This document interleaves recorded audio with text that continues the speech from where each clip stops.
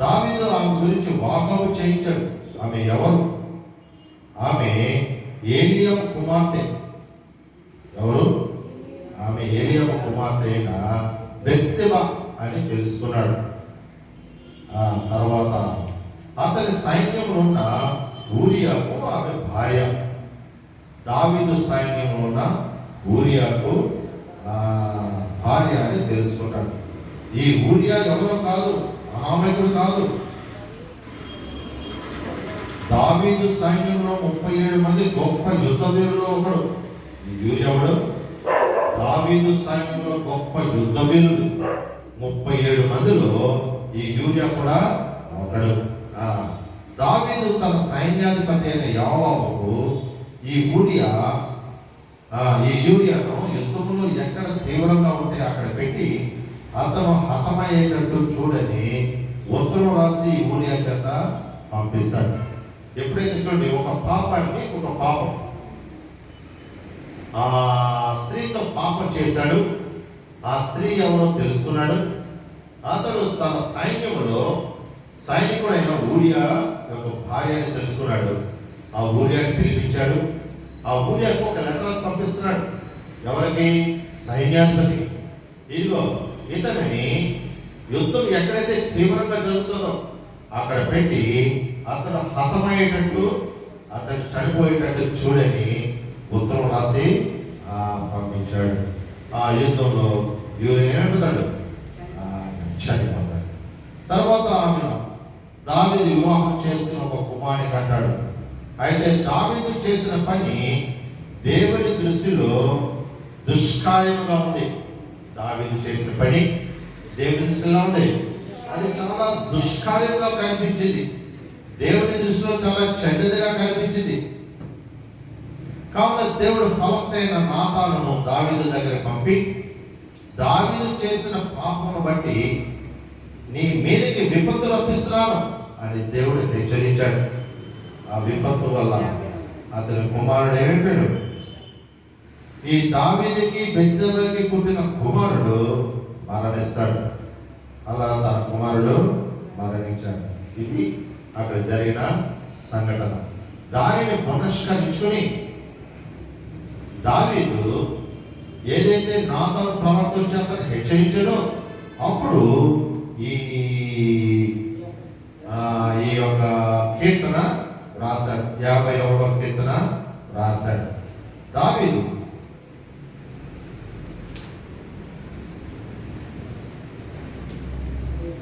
చూడండి, ఒకరికి ఏమంటున్నాడు? దేవా, నీ కృప చొప్పున నన్ను కరుణించు. ఇది మాటలు బట్టి మనం ఏం తెలుసుకోవాలంటే, దావీదు దైవ చిత్తానుసారమైన దుఃఖాన్ని చూస్తున్నాడు. దావీదులో మనం ఏం గమనించవచ్చు? పాపంలో పడిపోయాడు. అతను రాజు. దేవుడు తన ప్రజలందరినీ ఆయనకు అప్పగించాడు. ఎంతో చక్కగా రాజ్య పాలన చేయాలి. కానీ దావీదు ఏం చేశాడు? పాపం చేశాడు. ఆ పాపంతో పాటు నరహత్య కూడా చేశాడు కదా. ఎప్పుడైతే నాతాను ప్రవక్త వచ్చి హెచ్చరించాడో అతను కుమారుడు కోల్పోయాడు. అప్పుడు పశ్చాత్తాపంతో దావీదు మాటలు పలుకుతున్నాడు. ఏమని? దేవా, నీ కృప చొప్పున నన్ను కరుణించు.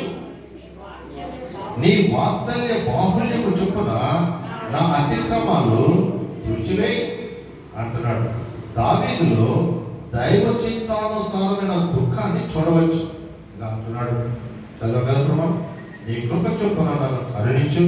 నీ వాత్సల్య బాహుల్యం చొప్పున నా అతిక్రమాలు తుడిచివేయి.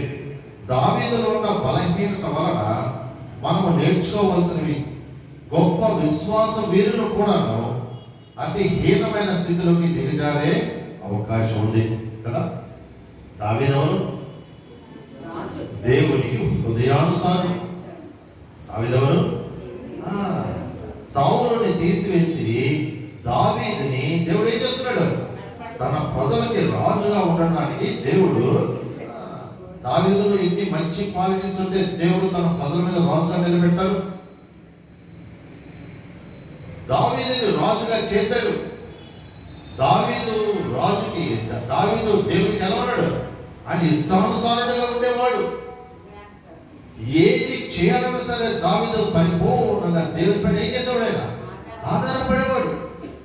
అటువంటి వాడు పాపంలో పడిపోయాడు. అది అంటున్నాడు, దావీదులో ఉన్న బలహీనత వలన మనం నేర్చుకోవాల్సినవి గొప్ప విశ్వాస వీరులు కూడాను, మనం కూడా అటువంటి వారిని. విశ్వాస వీరులు కూడా ఏమైపోతారు? అతి హీనమైన స్థితికి దిగదారే అవకాశం ఉంది. చాలాసార్లు మనం కూడా కొన్నిసార్లు ఏమైపోతుంటాం, ఆ రీతిగా పడిపోతూ ఉంటాం. పడిపోయిన స్థితిలో దావీదు అలాగే ఉండిపోలేదు.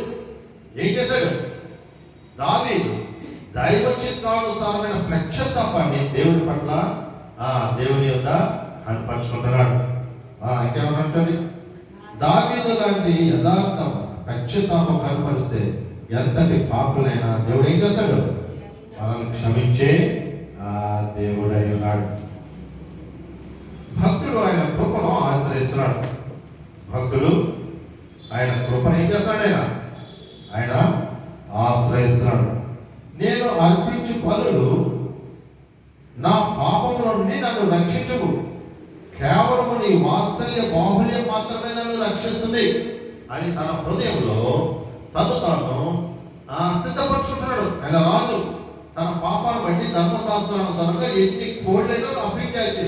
చూడండి ఇక్కడ అంటున్నాడు, ఏమంటున్నాడు? 16 అంటున్నాడు, నీవు బలిని కోరువాడు కావు. ఏమంటున్నాడు? నీవు బలిని కోరువాడు కావు.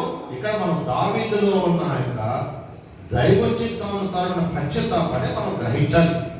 అలాగే మనం కూడా చాలాసార్లు కొన్నిసార్లు ఏమైపోతూ ఉంటాం, మనం పడిపోయి దేవుడికి దూరస్థం అయిపోయి అందులోనే మగ్గిపోతూ ఉంటాం, అందులోనే ఉండిపోతూ ఉంటాం కదా. దేవుడు తన ప్రజలైన ఇశ్రాయేలు వారు తప్పు చేస్తే, వారు పాపం చేస్తే దేవుడిని విస్తరించినప్పుడు వారిని ఏదో ఒక రాజుకు అప్పగించేసేవాడు. ఆ రాజు మీద బాగా శ్రమలు పెట్టేవాడు.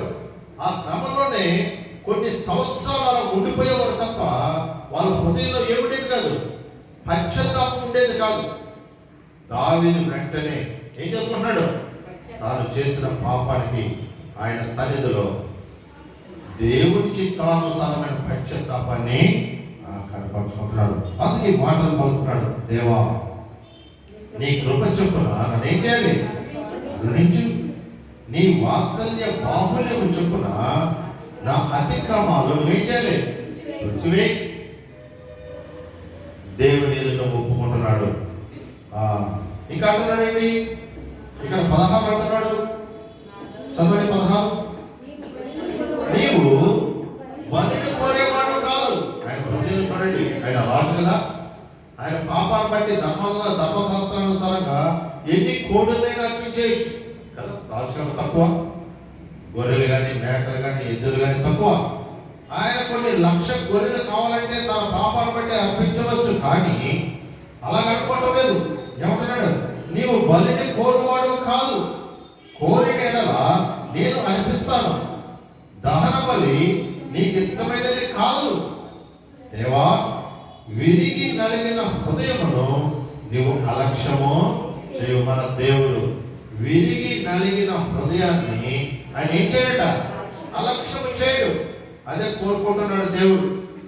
దైవ చిత్తానుసారమైన పశ్చాత్తాపము పడిపోయిన స్థితిలో మనం ఏం చేయాలి? మనం మొండిగా ఉండిపోయి ఆ స్థితిలోనే శ్రమలో అనుభవిస్తూ, ఆ శ్రమల్ని అలాగా భరిస్తూ అందులోనే కొనసాగడం అనేది దేవుని ఇష్టం కాదు. ఏమంటున్నాడు? విరిగి నలిగిన మనస్సు, విరిగి నలిగిన హృదయం ఆయన ఏం చేయడట? ఆయన అలక్ష్యము చేసేవాడు కాదు. చూడండి, దేవుడు ఎటువంటి పశ్చాత్తాపాన్ని అంగీకరిస్తాడు. లూకా సువార్త 18:13 అంటున్నాడు, ఇక్కడ ఒక శుంకరి పరిసయ్యుడు ఉంటున్నాడు. ఇద్దరు దేవాలయానికి వచ్చారు. ఎక్కడికి వచ్చారు? దేవాలయానికి వచ్చారు. దేవాలయంలోకి ఈ పరిసయ్యుడు వెళ్ళిపోయాడు. ఎందుకంటే పరిసయ్యుడు ప్రజలకి ధర్మశాస్త్రాన్ని బోధించేవారు. వీరు ప్రజలకి ధర్మశాస్త్రాన్ని బోధిస్తూ ధర్మశాస్త్రానుసారంగా ఈ లోకంలో జీవించేవారు. వారు ధర్మశాస్త్రాన్ని అనుసరిస్తున్నాం కాబట్టి మేము దేవుని పిల్లలం, మేము ధర్మశాస్త్రాన్ని అనుసరిస్తున్నాం కాబట్టి మాకంటే మిగతా వాళ్ళందరూ ఎవరు? వారందరూ పాపులు అనే భావంతో ఉండేవారు పరిసయ్యులు. ఆ పరిసయ్యుడు లోపలికి వెళ్ళి వాడు దేవుని దగ్గర వాడు నీతిని తండ్రిని కనపరుచుకుంటున్నాడు. వాడు నీతి అంత నేను చేసుకుంటాడు, కనపరుచుకున్నాడు. ఇదో వాడు ఉన్నాడు చూసావా, వాడు అటువంటి కాదు. నేను నీకు దశ భాగాలు ఇస్తున్నాను, నేను నీకు ప్రతిరోజు ప్రార్థన చేస్తున్నాను, నేను ఉపవాసం ఉంటున్నాను అని తన స్వనీతిని ఏం చేసుకుంటున్నాడు? కనపరుచుకుంటున్నాడు. అయితే ఆ సమరయుడు శుకరి వాడు ఎక్కడ ఉన్నాడు? దేవాలయంలో కూడా వెళ్ళటానికి తన మనసు అంగీకరించగా భయపడుతూ ఆయన ముఖానికి నేలను వంగి ఆయన సన్నిధిలో పరిపూర్ణంగా తాను ఏం చేసుకుంటున్నాడు? అర్పించుకుంటున్నాడు. అయ్యా, పాపినైనా నన్ను ఏం చేయను? అది విరిగి నలిగిన మనసు అంటే మనం పడిపోయిన స్థితిలో ఇటువంటి పశ్చాత్తాపాన్ని దేవుడు కోరుకుంటున్నాడు. ఎవరైతే దైవ చిత్తానుసారమైన పశ్చాత్తాపం ద్వారా వారి యొక్క తప్పిదాన్ని, వారి యొక్క బలహీనతను తుడిచిపెట్టేసుకుంటారో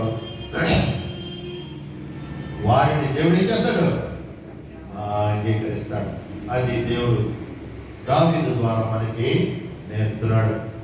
ఆ శుకరి తన హృదయాన్ని అంతటిని తన సన్నిధిలో ఏం చేసుకుంటాడు? సరెండర్ అయిపోయాడు. అయ్యా, నేను పాపిని, నన్ను ఏం చేయను? ఆ విరిగి నలిగిన మనస్సు, ఆ దైవ చిత్తానుసారమైన పశ్చాత్తాపము దేవుని సన్నిధిలో ఏం చేయబడింది? అంగీకరింపబడింది. మనం కూడా చాలాసార్లు దావీదులాగే ఏం చేస్తూ ఉంటాం? చాలాసార్లు తప్పిపోతూ ఉంటాం. ఎందుకంటే మనలో ఆ నైజము, ఆ పాప నైజం మనలో వస్తుంది. విశ్వాసమే, దేవుని ప్రజలమే. దావీదు ఎవరు? అన్యుడా?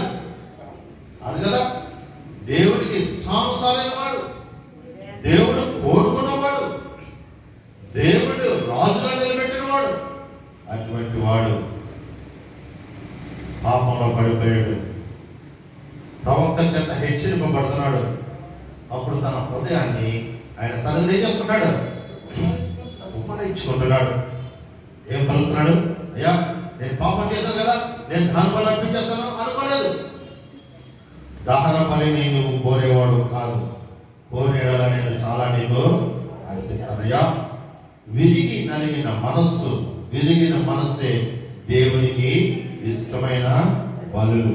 దేవా, విరిగి నలిగిన హృదయమును ఆయన ఏం చేసే దేవుడు కాదు, అలక్ష్యం చేసేవాడు కాదు. మన దేవుడు ఎటువంటి దేవుడు? ఆయన వందనాలు చెల్లించడానికి దేవుడు, మన దేవుడు ఎటువంటి దేవుడు? విరిగి నలిగిన మనస్సు ఆయన ఏం చేయడట? అలక్ష్యం చేసేవాడు కాదు. అందుకు నీవు నేను ఏం చేయబడుతున్నాం? అంగీకరింపబడుతున్నాం. మనలో ఏముండాలి? మన బలహీనతలో, మనం పడిపోయిన స్థితిలో అటువంటి దైవ చిత్తానుసారమైన దుఃఖం, పశ్చాత్తాపం మనలో ఎప్పుడైతే ఉంటుందో ఆ పశ్చాత్తాపాన్ని దేవుడు ఏం చేస్తాడు? అంగీకరించి నేను పరిపూర్ణంగా ఆయన క్షమించి నేను సమాధాన పరుస్తాడు. ఆ సంగతి దేవుడు దావీదు ద్వారా మనకి నేర్పుతున్నాడు. చూడండి, 2, 3, 4 వచనాలు అంటున్నాడు. ఇంకేమంటున్నాడు? అయ్యా, నా దోషము పోవునట్లు నన్ను బాగుగా కడుగు, నా పాపము పోవునట్లు నన్ను పవిత్రపరచు. నా అతిక్రమములు నాకు తెలిసే ఉన్నవి, నా పాపములప్పుడు నా ఎదుట ఉన్నవి. నీకు కేవలము నీకే విరోధముగా నేను పాపం చేసి ఉన్నాను, నీ దృష్టి ఎదుట నేను చెడుతనం చేసి ఉన్నాను. కావున ఆజ్ఞ ఇచ్చినప్పుడు నీవు నీతిమంతుడుగా అమ్మపడు, తీర్పు తీర్చినప్పుడు నిర్మలుడుగా ఆగుపడతావు. తన హృదయానంతటిని ఆ రీతిగా భక్తుడు ఏం చేసుకున్నాడు?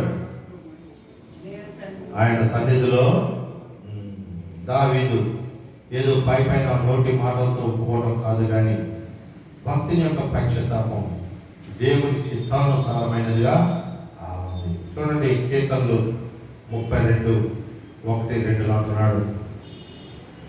తన అతిక్రమములను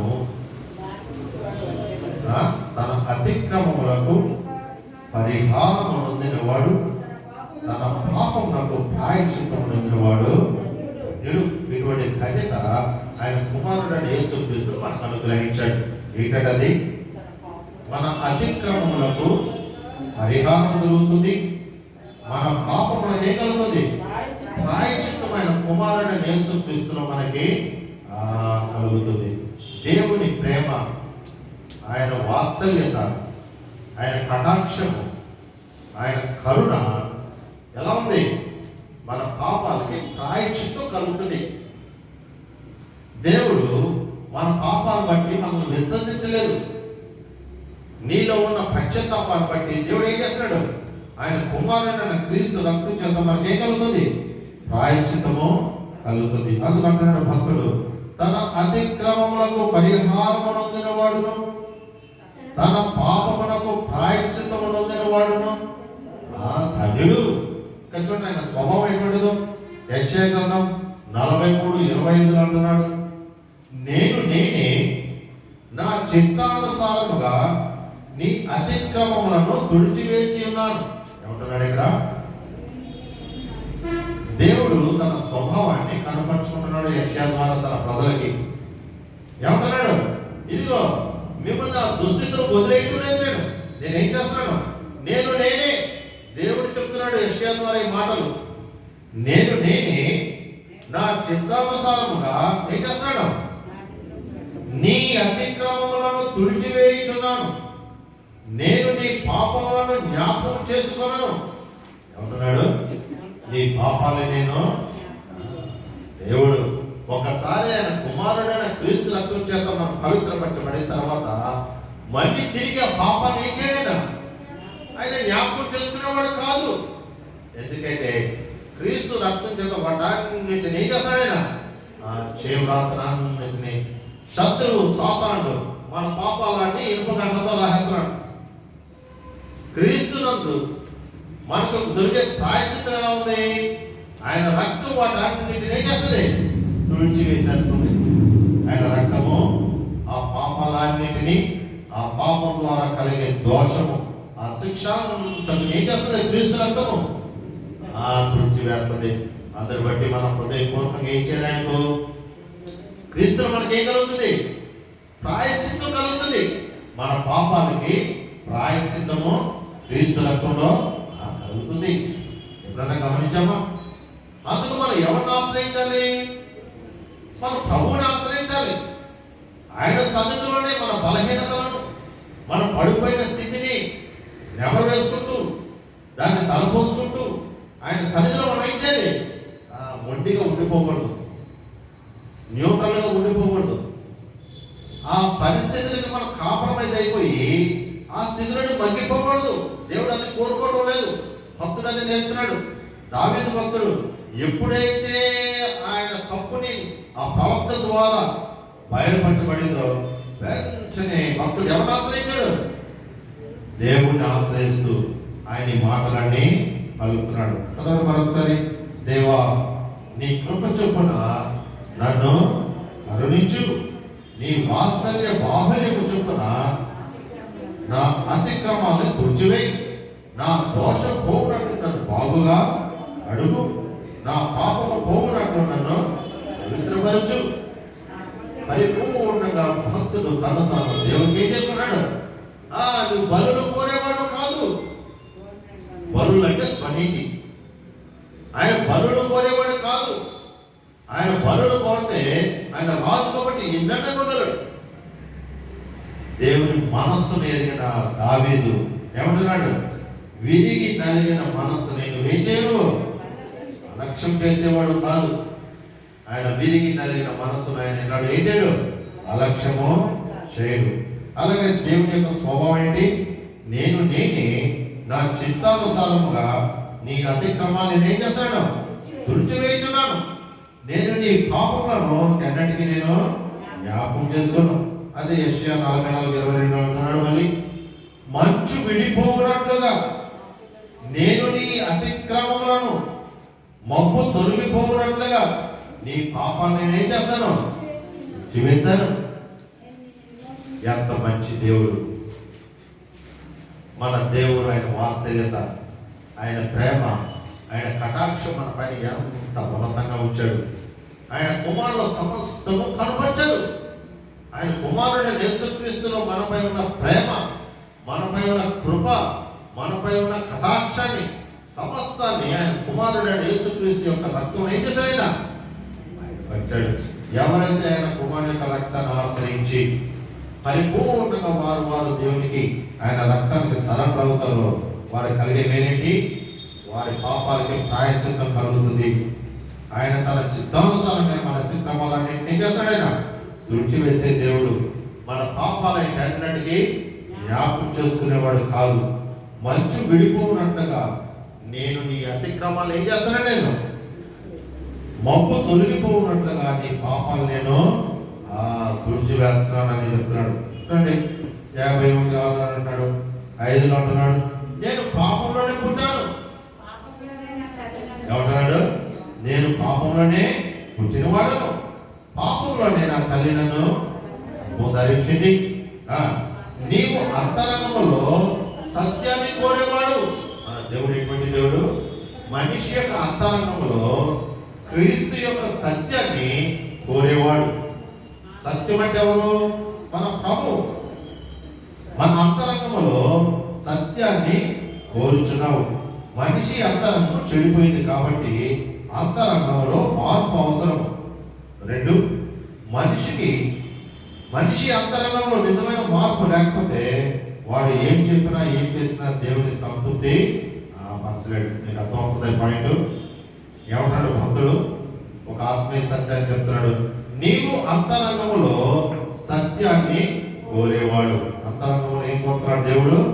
సత్యాన్ని కోరేవాడు అని తనను తాను సిద్ధపరుచుకున్నాడు. దీని అర్థం ఏంటి? మనిషి అంతరంగము చెడిపోయింది కాబట్టి అంతరంగానికి ఏం కావాలి? మార్పు అవసరం. మనిషి అంతరంగంలో నిజమైన మార్పు లేకపోతే వాడు ఏమి చెప్పినా ఏమి చేసినా దేవుడు దాన్ని ఏం చేయడు. దేవుడు వాడు సంతృప్తి పరచలేడు.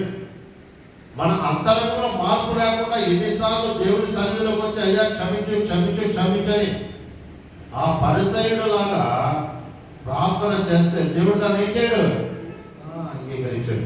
దేవుడు ఎవరిని అంగీకరిస్తాడు? ఎవరి అంతరంగంలో మార్పు కోరుకుని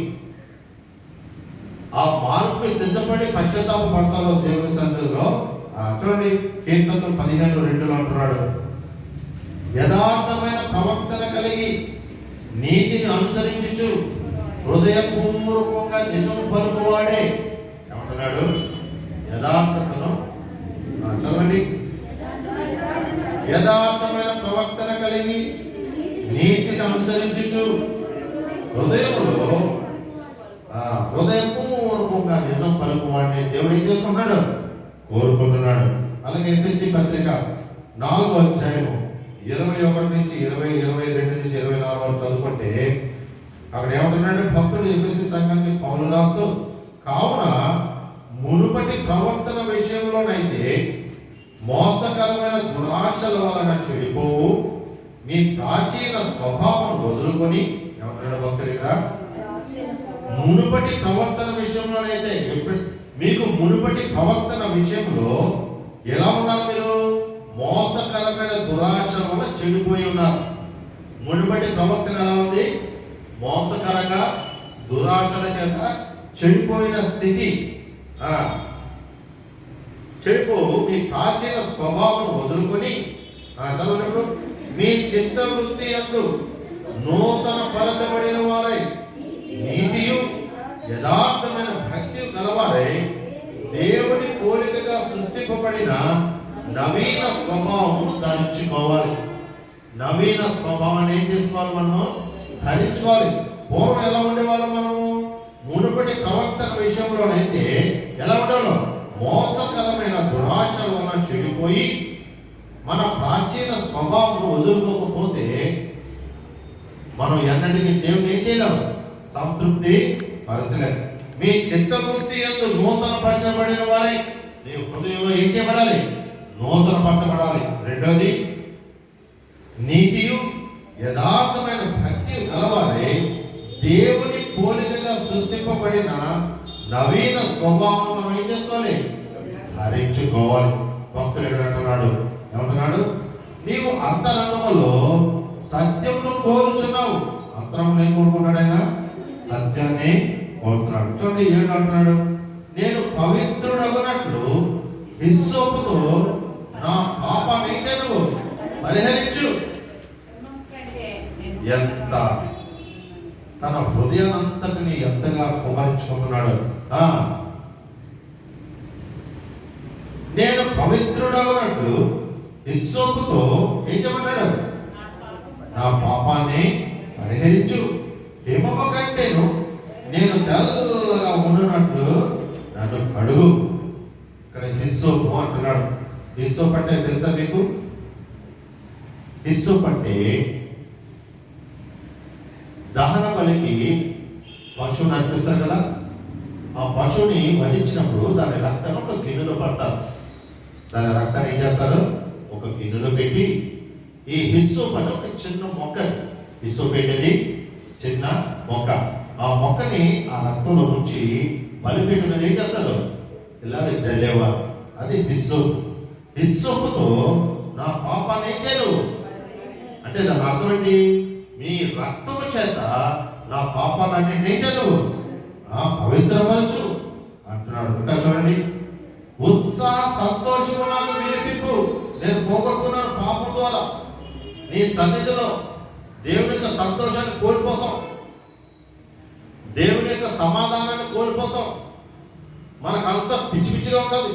ఎప్పుడైతే మనం బలహీనతలో దేవుని సన్నిధికి మనం దూరం అయిపోయామో మనం ఏమేమి కోల్పోతాం? ఆయన సంతోషాన్ని మనము కోల్పోతాం. దైవికమైన పరలోక సంతోషాన్ని మనం హృదయం నుంచి కోల్పోతాం. ఇంకా ఆయన సన్నిధిని మనము కోల్పోతాం. భక్తుడికి అంటున్నాడు, నేను అన్నింటినీ కోల్పోయాను, మళ్ళీ తిరిగి నాకు ఉత్సాహ సంతోషం నాకు వినిపింపు. అప్పుడు నీవు విరిచిన ఎముకలను హర్షించును. నేను ఎంతగా బాధపడ్డానో అప్పుడు నేనేం చేస్తాను? నా పాపములకు విముఖడవు కమ్ము, నా దోషములన్నింటినీ తుడిచివేయి. దేవా, నా హృదయమందు నా యందు శుద్ధ హృదయము కలుగు చేయి. ఒక మంచి పాట ఉంది, లాస్ట్ ఆదివారం జోయకు పాడాడు కదా, శుద్ధ హృదయం కలుగ చేయుము, శుద్ధ హృదయం కలుగ చేయుము, నాలో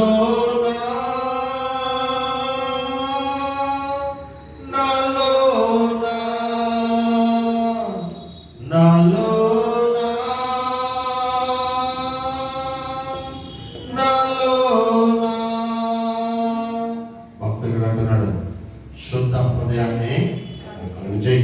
అంటే దాని అర్థం ఏంటి? ఆత్మీయ అర్థం, నీ రక్తంతో ఆ హిస్సోపుతో నన్ను ఏం చేయను? పరిపూర్ణంగా పవిత్రపరచున్నాడు. హిస్సోపు అంటే దేవుని రక్తాన్ని బలిపీఠం మీద చిలకరించే ఒక్క రక్తాన్ని ఆశ్రయిస్తున్నాడు. ఆ రక్తంతో నన్ను పరిపూర్ణంగా ఏం చేయను? శుద్ధి చేసి నాకు సంతోషాన్ని వినిపించు. ఏదైతే నేను కోల్పోయినా వాటన్నింటినీ తిరిగి నాకు అనుగ్రహించు. దేవా, శుద్ధ హృదయం నాకు కలుగు చేయి. నా అంతరంగములో స్థిరమైన మనస్సు నూతనంగా పుట్టించు. పడిపోయిన స్థితిలో దేవుడు మన అంతరంగములో నూతనమైన మనస్సుని ఆయన ఏం చేస్తాడు? నూతనంగా స్థిరమైన మనస్సుని నూతనంగా పుట్టించే దేవుడు. ఆయన వందనాలు అర్పిద్దాం. మనం చాలాసార్లు పడిపోయిన స్థితిలో తిరిగి దేవుని దగ్గర మనం ఎప్పుడైతే సమాధాన పడతామో, ఎప్పుడైతే దావీదులాగా పరిపూర్ణమైన పశ్చాత్తాపమైన సన్నిధిలో కనపరుస్తామో మనకు కలిగే పేరేంటి? మన హృదయం శుద్ధ హృదయం మనకి కలుగు చేసేవాడు. అందుకు ఆయన వందనాలు చెల్లించండి. అంతరంగంలో స్థిరమైన మనస్సుని నూతనంగా మనం పుట్టిస్తాడు. ఏదైతే కోల్పోయామో వాటన్నింటినీ దేవుడు మళ్ళీ ఏం చేస్తాడు? ఆయన ఆత్మ ద్వారా నూతనంగా మన మనసులో స్థిరమైన మనస్సు దేవుడు నూతనంగా మనల్ని మనలో పుట్టిస్తాడు. అలాగే ఆయన సన్నిధిలో వచ్చి ఎన్నడూ మనల్ని త్రోసివేయడు. ఏమంటున్నాడు? నీ సన్నిధిలో నుండి నన్ను త్రోసివేయకు. మన దేవుడు త్రోసివేసే దేవుడా? తన ప్రజలతో అంటున్నాడు, నేను మిమ్మల్ని విసర్జించును. ఏమంటున్నాడు? నేను మిమ్మల్ని ఎన్నటికీ విసర్జించుండండి. నెహెమ్యా గ్రంథం. ఆయన ఎన్నిసార్లు తప్పిపోయినా సరే దేవుడు తన ప్రజలకి చెప్తున్నాడు. 9వ అధ్యాయము నెహెమ్యా గ్రంథం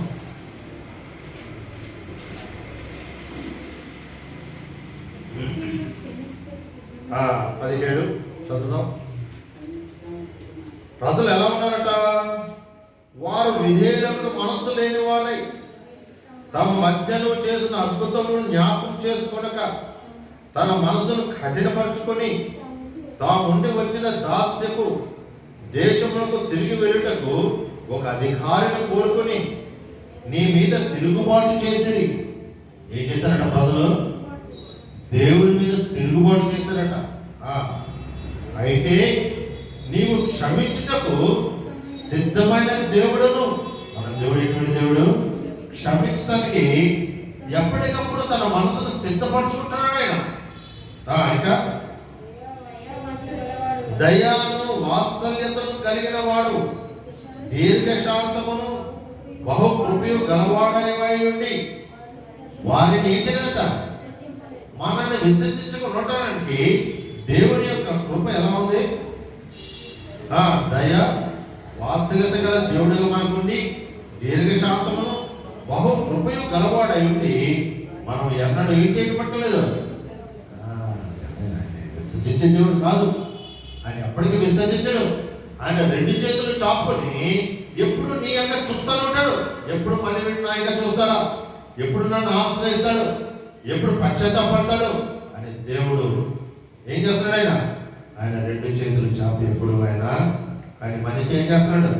వాడి పడిపోయిన స్థితిలో ఉండి ఆ శ్రమలు పడుతున్నాయి. వాడు ఏం చేస్తున్నాడు? ప్రజలు ఈ న్యాయపతులు మేము ధ్యానం చేసుకుంటున్నాం శుక్రవారాలు. ఆ ప్రజలు ఎప్పుడైతే దోషులైపోయారో వారిని అన్యరాజు చేతికి అప్పగించేవాడు దేవుడు. అన్యరాజు ఏం చేసేవాడు?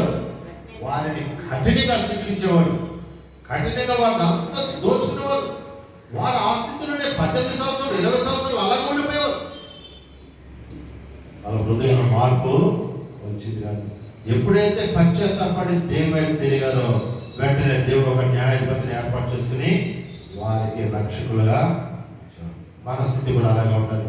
చాలాసార్లు మనం ఏమవుతుంటాం? ఆ బలహీనతలోనే ఆ స్థితిలోనే మనం ఏమవుతాం? అలాగే ప్రయాణం చేస్తుంటాం తప్ప దేవుడితో మనం ఏం చేయము. సమాధాన పడటానికి ఆయన అన్నాడు,